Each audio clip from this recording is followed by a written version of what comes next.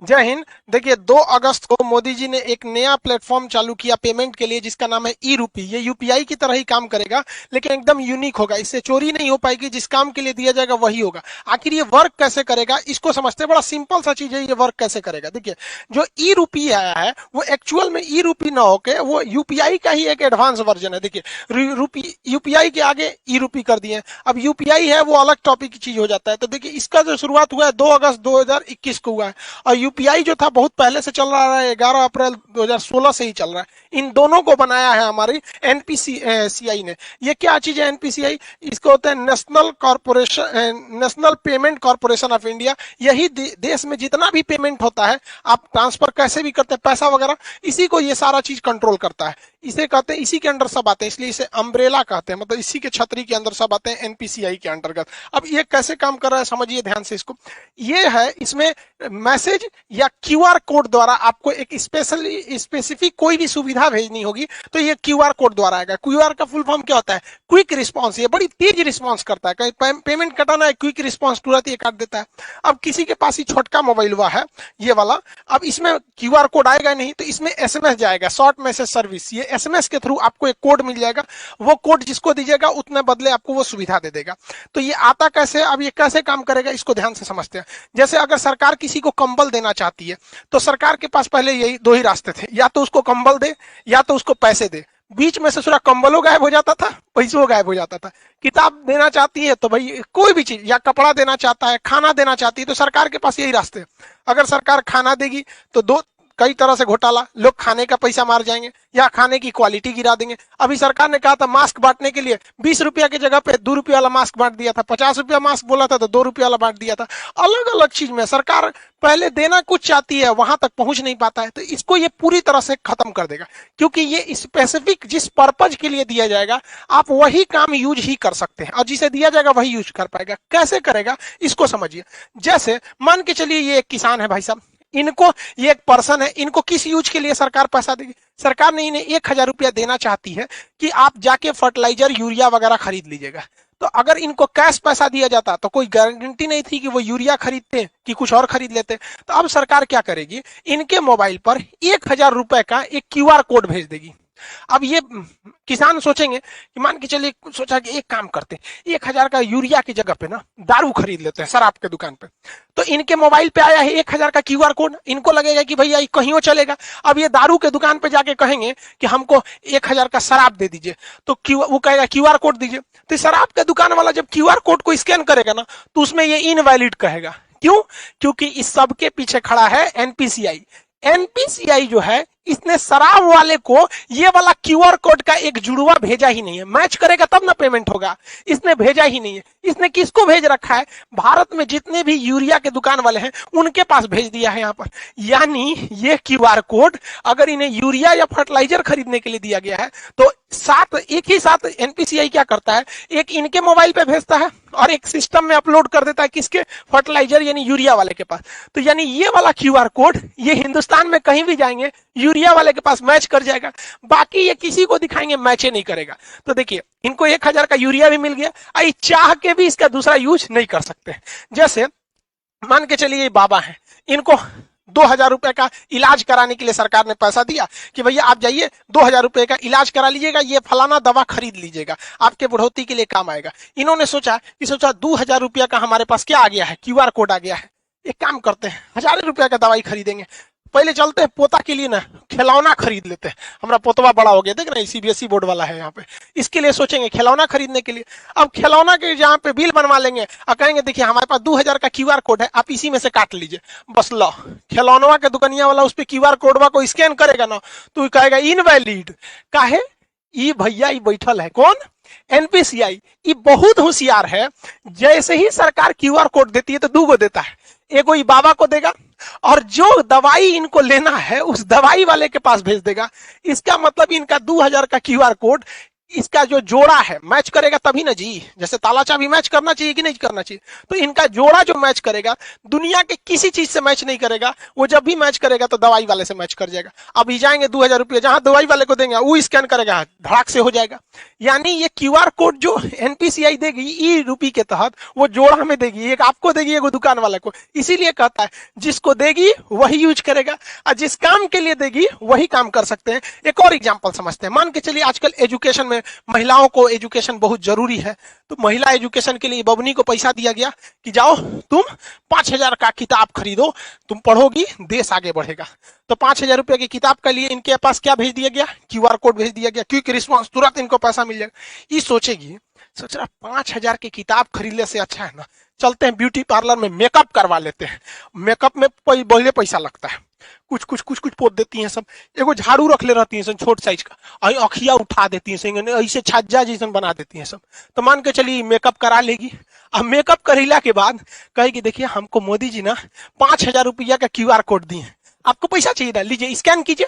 तो निकालेगी स्कैन करने के लिए, ब्यूटी पार्लर वाला कहेगा नॉट मैच, जा एक तो मेकअप हो गया, अब मैच ना करेगा। काहे कि जो एनपीसीआई है ना, इसने क्या किया है कि 5000 रुपया का क्यूआर कोड एकरा मोबाइल में तो भेजबे किया है, साथ ही साथ जिस किताब के लिए भेजा गया है वो किताब कहां कहां बेचती है, जहां जहां वो किताब बिकती है उस दुकानदार के पास भी है वहां पर, तो वही किताब ये वाले में मैच करेगा। समझ में आ गया कि नहीं आ गया? दूसरा कोनो चीज में मैच नहीं कर सकता है, ये फायदा है। इसीलिए इसे कहा जाता है कि स्पेसिफिक पर्सन ही यूज कर सकता है और उसी काम के लिए यूज कर सकते हैं जिसके लिए इसे भेजा गया है। ये क्यूआर कोड जो है ई रूपी का, ये बनेगा कैसे? अब देखिए कैसे बनेगा, उसमें बैंक बनाएंगे, सब बैंकों की जिम्मेदारी है। अभी शुरुआत में कुछ बैंक है जैसे एसबीआई, एचडीएफसी वगैरह वगैरह, धीरे धीरे सारे बैंकों को इससे जोड़ दिया जाएगा। बैंक के पास ही ये अधिकार होगा ये प्रीपेड सर्विस देने के लिए। जैसे मान के चलिए बहुत सारी कंपनी है, डेल कंपनी है, अमेरिका की डेल कंपनी या कोई कंपनी है, वो चाहती है अपने किसी वर्कर को मुंबई भेजी है काम से कि अब मुंबई में उसको रहने के लिए बढ़िया होटल चाहिए, तो उसने वर्कर को दिया कि लो भैया 20,000 रुपया तुम ताज होटल में रह जाना, क्योंकि मेरी कंपनी का नाम होगा, ताज होटल में रहोगे तो। लेकिन वर्कर सोचेगा ताज होटल में ना रह के कोनो और होटल में रखते तो पैसा बचा लेंगे, तो कंपनी को लॉस लगा कि नहीं लगा? तो अब कंपनियां क्या करेंगी, धीरे धीरे जब ये एडवांस होगा तो वो क्या करेगा, डेल कंपनी किसी बैंक को कहेगा कि हमको 20,000 रुपया का ताज होटल का एगो कूपन दे दीजिए, क्यूआर कोड दे दीजिए। तो ये 20,000 का देगा तो कुछ अपना चार्ज भी लेगा, 20,000 का देगा। तो अब बताइए ये आदमी जो कंपनी थी या सरकार थी उसने कूपन बनाने को दिया, तो ये बैंक किसको रिक्वेस्ट भेजेगा, एनपीसीआई को। ये 1 सेकंड के अंदर अंदर इसको कोड बना के दे देगा। एनपीसीआई 3 गो कोड बनाएगा। पहला एगो रखेगा अपने पास कि बाई दी में कोई विवाद हो गया तो हम मैच कर लेंगे, एगो उस वर्कर बाकी बैंक को दे देगा। तो बैंक किसको देगा, एगो वर्कर को कि हाँ भैया ले जाइए आप ताज होटल में रुकिएगा।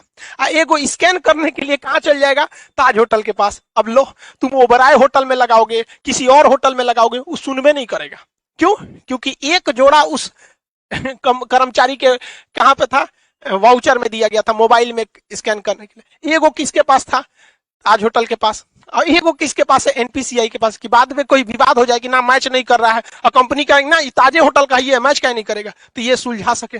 समझ में आ गया? इसके अलावे एगो ये अपने पास इसलिए रखता है कि मान के चलिए इसने भेजा और कर्मचारी आया ही नहीं, 1-2 साल तक नहीं आया, तो बाद में वो वाउचर बर्बाद नहीं ना होगा। तो एक फिक्स टाइम के बाद एनपीसीआई कहेगा अरे उसे ताज होटल में जाइए, नहीं रहा है 2 साल हो गया, एक काम कर जिसका है पैसा वापस कर दे, लो भैया। तो इतना वेल डिसिप्लिन हो जाएगा ये चीज जिसका कोई हद नहीं। अब सरकार पहले याद कीजिए, पहले राजीव गांधी जब प्रधानमंत्री हुआ करते थे उस समय की बात है, वो कहते थे 100 रुपया भेजती है सरकार तो 55 रुपया पहुंचता है।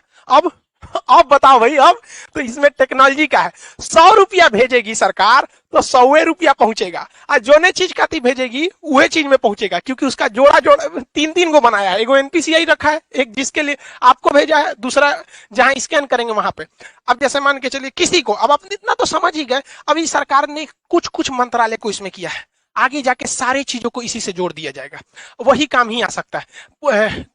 कई ऐसे डिपार्टमेंट है सरकार के जहां सरकार देती है पेट्रोल भरवाने का पैसा कि लीजिए फलाना अधिकारी हैं आप, पेट्रोल भरवा लीजिएगा 10,000 का और दौरा कीजिए गांव गांव में विकास हो रहा है कि नहीं। तो सर अधिकारी क्या करते थे सब, घर में सुतते थे सर, अब पेट्रोलों का पैसा बेच देते थे सर। अब सरकार ई ना करेगी, अब सरकार उनको 10,000 रुपया का पेट्रोल ना देगी, 10,000 रुपया का QR कोड देगी। लो बउआ तू 10,000 का QR कोड लो, और भारत के पेट्रोल पंप को भी वो QR कोड सेम दे देगी कि हमारा अधिकारी जहां आएगा पेट्रोल भरवाएगा, QR कोड दिखाए दे देना। अब अगर वो घरे में बैठल है, कैश पैसा आना नहीं है, टाइम के अंदर खत्म नहीं होगा, तो NPCI वापस पैसा सरकार को भेज देगा। अब लो, तो इसीलिए इसे कहा जाता है कि स्पेसिफिक पर्पज के लिए ही स्पेसिफिक इंसान ही यूज कर पाएगा। तो ये पूरा खेल चल रहा है NPCI के अंडर में, वो काफी मैच कर रहा है इसको। इसके और भी बहुत सारे फायदे हैं। पहला कि इसके लिए किसी भी तरह के नेट की जरूरत नहीं है, आपको जरूरत नहीं है, जो पैसा काटेगा उसको जरूरत है। अब मेरे पास QR कोड आ गया है, तो हमको क्या जरूरत है नेट कोड का, जो पैसा काटना है, जो दुकानदार है उसके पास रहना चाहिए, पर्सन के पास नहीं रहना चाहिए। इसके लिए किसी एप्लीकेशन की जरूरत नहीं है। पहले आप पेमेंट पैसा देते थे UPI के थ्रू या किसी के थ्रू, तो आपको कोई ना कोई, चाहे गूगल पे रखिए, पेटीएम रखिए, भीम रखिए, फोन पे रखिए, अब बड़ी ज्यादा था ससुरा पेमेंट ऐप, तो कोई ना कोई एप्लीकेशन की जरूरत थी। ऐसा कोई अभी एप्लीकेशन की जरूरत नहीं है, आपके मोबाइल पे QR कोड आ जाएगा, रजिस्टर मोबाइल। दूसरा, इसमें किसी भी तरह के रजिस्ट्रेशन की जरूरत नहीं है। अभी क्या है, कोई मोबाइल से करना चाहता है तो फोन पे डाउनलोड कर लेगा, ले ससुरा KYC नहीं है, रजिस्ट्रेशन नहीं है, 20 गो झमेला है, इसमें कोई रजिस्ट्रेशन की जरूरत, कोई लिमिट भी नहीं है, कितना का QR कोड बनाना है, कितना, कोई दिक्कत नहीं है। अभी ये शुरुआती फेज में, आने वाले 4-5 साल बाद ये बहुत ही ज्यादा बढ़ जाएगा। एक वक्त था, आज से 10 साल पहले लोग ATM यूज करने नहीं जाते थे। एगो बैंक का ATM था ससुरा, कौन बैंक का था, ICICI का था कि HDFC का, उसमें हम आज से 10-12 साल पहले ATM का कड़वा लगाए थे, तो अंदर लेके चल गया था, धक धक करने लगा था, सोचा हमारा कड़वा अंदर ले गया रे, देगा कि नहीं देगा। लेकिन आज देखिए ATM कितना फेमिलियर हो चुका है, तो धीरे धीरे ये भी काफी फेमिलियर हो जाएगा। अब आप समझ गए कि ये स्पेसिफिक काम में ही इसे यूज किया जा सकता है। आने वाले वक्त में सारे लोग अब ऐसे ही करेंगे। जैसे कोरोना में किसी को आपको खाना देना है, तो एक काम कीजिए, आपको मान के चलिए दिल्ली के लोगों को खाना देना है, तो आप क्या कीजिए, 1000 QR कोड बना लीजिए, और उस QR कोड का एक कॉपी तो NPCI के पास रहेगा, आपको दुइये को ना मिलेगा। तो आप क्या कीजिए, उस 1000 QR कोड को दिल्ली के होटल को दे दीजिए, और बाकी बचा को 1000 जनता को दे दीजिए। तो वो QR कोड कहां जाएगा, होटल में, खाइबे करेंगे, बाकी तो पैसा मिलेगा नहीं। तो जिस काम में जाएंगे अब पैसा वहीं यूज होगा। बहुत बहुत धन्य है भैया ये टेक्नोलॉजी जो आया, अगर ये टेक्नोलॉजी नहीं रहता, नेट इतना नहीं रहता, तो बहुत ये सब चीज बहुत मुश्किल थी। और एक तरह से अगर आप देखेंगे ना, तो डिजिटल इंडिया का यही फायदा है। और डिजिटल इंडिया को सफल बनाने में सबसे ज्यादा अगर कोई योगदान है तो जियो ने, जो शुरुआत में फ्री दिया, लोगों को इतना ना आदत दिला दिया कि लोग अब डिजिटल हो गए। पहले डाटा बहुत महंगा मिलता था, 999 में 1 GB ऐसे करके 3G मिलता था, और रात भर अगर डाटा ऑन हो गया, सुबह उठते आदमी देखता था डाटा ऑन, अरे बाप मर गए रे ससुरा, सब उड़ जाएगा। आज कोई टेंशन ही नहीं, सबका डाटा हमेशा ऑन रहता है। तो इसमें जियो ने भी बहुत ज्यादा योगदान दिया है, दुनिया में सबसे सस्ता डाटा हम लोग को देकर। आई होप आप इसको समझे होंगे। मिलेंगे नेक्स्ट क्लास में। जय हिंद।